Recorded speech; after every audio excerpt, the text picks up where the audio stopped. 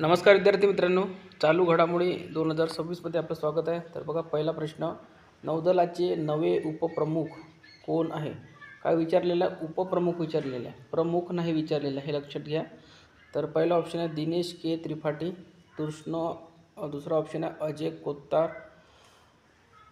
तिसरा ऑप्शन आहे अमरप्रीत सिंग आणि चौथा ऑप्शन आहे उपेंद्र द्विवेदी. तर याचं करेक्ट उत्तर आहे, नौदलाचे जे उपप्रमुख आहे ते आहे अजय कोत्तर आणि नौदलाचे जे प्रमुख आहे ते दिनेश के त्रिपाठी आहे.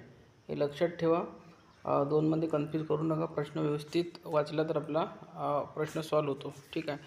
तर अमरप्रीत सिंग, त्यानंतर बघा, भारतीय नौदलाचे सध्याचे प्रमुख ॲडमिरल. बघा, भारतीय जे नौदल असते त्याला जे सर्वात वरचं पोस्ट असते, जे प्रमुख असतात त्याला ॲडमिरल म्हणतात, दिनेश के त्रिपाठी.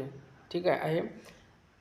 त्यानंतर बघा, वायुसेना चे जे प्रमुख आहे ते एअर चीफ मार्शल म्हणतात त्याला. ठीक आहे, एअर चीफ मार्शल म्हणतात, अमरप्रीत सिंग आहे. ठीक आहे. आणि भूदल म्हणजे आर्मीचे जे प्रमुख आहे ते आहे जनरल. ठीक आहे, जनरल पद असते त्यांचं, उपेंद्र द्विवेदी आहे. ठीक आहे. तर हे लक्षात ठेवा, याच्यातला फरक लक्षात घ्या, कारण की परीक्षेमध्ये सरळ प्रश्न विचारला जातो की नौदल प्रमुखाला काय म्हणतात, भूदल प्रमुखाला काय म्हणतात आणि वायुदल प्रमुखाला काय म्हणतात. तर हे लक्षात पाहिजे आपल्याला. पुढचा प्रश्न पहा, वामन हा उपक्रम कोणत्या राज्य किंवा केंद्रशासित प्रदेशाने विकसित केला आहे? पहिलं ऑप्शन आहे महाराष्ट्र, दुसरं ऑप्शन आहे उत्तर प्रदेश, तिसरं ऑप्शन आहे पश्चिम बंगाल, चौथं ऑप्शन आहे दिल्ली. तर वामन हा प्रकल्प दिल्ली या केंद्रशासित प्रदेशाने विकसित केलेला आहे. तर याचं करेक्ट उत्तर राहणार आहे ऑप्शन क्रमांक 4, दिल्ली. पुढचा प्रश्न पहा, वर्ष 2025चा नानाजी देशमुख सर्वोच्चतम पंचायत सातत्यपूर्ण विकास पुरस्कार कोणत्या राज्यातील ग्रामपंचायतीने जिंकला आहे? पहिला ऑप्शन आहे आसाम, दुसरा ऑप्शन आहे ओडिसा, तिसरा ऑप्शन आहे मेघालय आणि चौथा ऑप्शन आहे मिझोरम. तर याचं करेक्ट उत्तर आहे ऑप्शन नंबर 1, आसाम. तर वर्ष 2025चा नानाजी देशमुख सर्वोत्तम पंचायत सातत्यपूर्ण विकास पुरस्कार हा आसामच्या ग्रामपंचायतमधील जिंकलेला आहे. आणि त्या ग्रामपंचायतचं नाव काय आहे? तर त्या ग्रामपंचायतचं नावसुद्धा लिहून घ्या, नवीन नापम ग्रामपंचायत असं नाव आहे आणि ते आहे आसाम या राज्यामध्ये. ठीक आहे.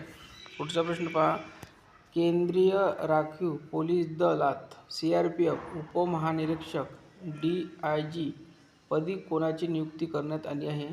पहिला ऑप्शन आहे ज्ञानेंद्र प्रताप सिंह, दुसरा ऑप्शन आहे प्रवीण कुमार, तिसरा ऑप्शन आहे रविशंकर छबी, चौथा ऑप्शन आहे शत्रुजित सिंग कपूर. तर याचं योग्य उत्तर आहे ऑप्शन नंबर 3, रविशंकर छबी. ठीक आहे. तर केंद्रीय राखीव पोलीस दलातील उपमहानिरीक्षकपदी रविशंकर छबी आहे.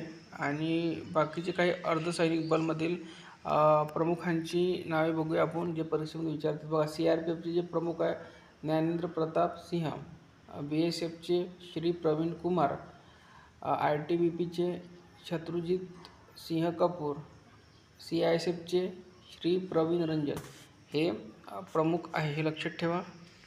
पुढील प्रश्न पहा, तैमूर क्रूझ क्षेपणास्त्राची यशस्वी चाचणी कोणी केली आहे? पहिलं ऑप्शन आहे श्रीलंका, दुसरं ऑप्शन आहे बांगलादेश, तिसरं ऑप्शन आहे पाकिस्तान, चौथा ऑप्शन आहे अफगाणिस्तान. तर तैमूर क्रूझ क्षेपणास्त्राची यशस्वी चाचणी कोणी केली आहे? तर पाकिस्तान या देशाने. ठीक आहे.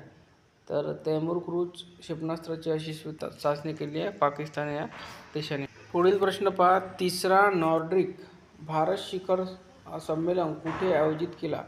पहिला ऑप्शन आहे ओस्लो, दुसरा ऑप्शन आहे स्टॉकहोम, तिसरा ऑप्शन आहे ॲम्स्टर्डम आणि चौथा ऑप्शन आहे यापैकी नाही. तर तिसरा नॉर्डिक भारत शिखर संमेलन हा ओस्लो इथे आयोजित करण्यात आलेला आहे. याचं करेक्ट उत्तर आहे ऑप्शन नंबर 1, ओस्लो.